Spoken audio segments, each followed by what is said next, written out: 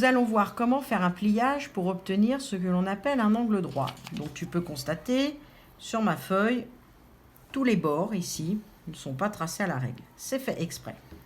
Alors, première étape, je plie ma feuille en deux. Voilà. Et j'appuie bien. Donc là, tu peux constater que j'obtiens une feuille pliée en deux. Il y a un bord. Le bord, je peux le tracer à la règle. Maintenant, je vais replier une deuxième fois. Donc, regarde bien. Je prends le bout ici.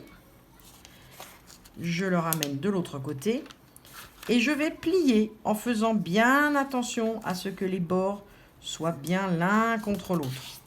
Je parle de ce bord-là. Quand je te montre, tu vois, là, hop, hop, c'est bien. Maintenant, qu'est-ce qu'un angle?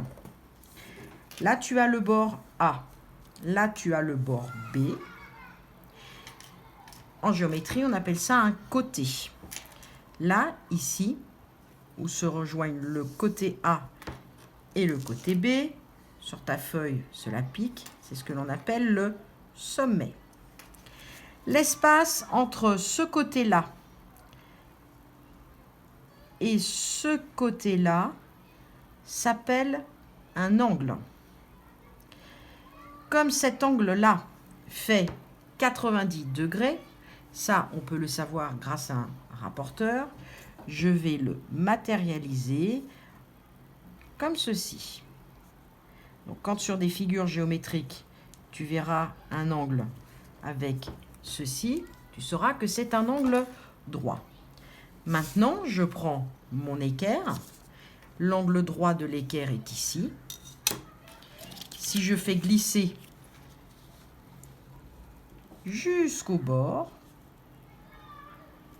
je le fais dans le sens inverse, que constates-tu? Quand je fais glisser jusqu'à l'autre bord, ah, ça se superpose. J'ai bien créé un angle droit à l'aide de mon gabarit. Et c'est ainsi que je vais pouvoir regarder dans les figures géométriques qui vont être proposées s'il y a des angles droits ou pas.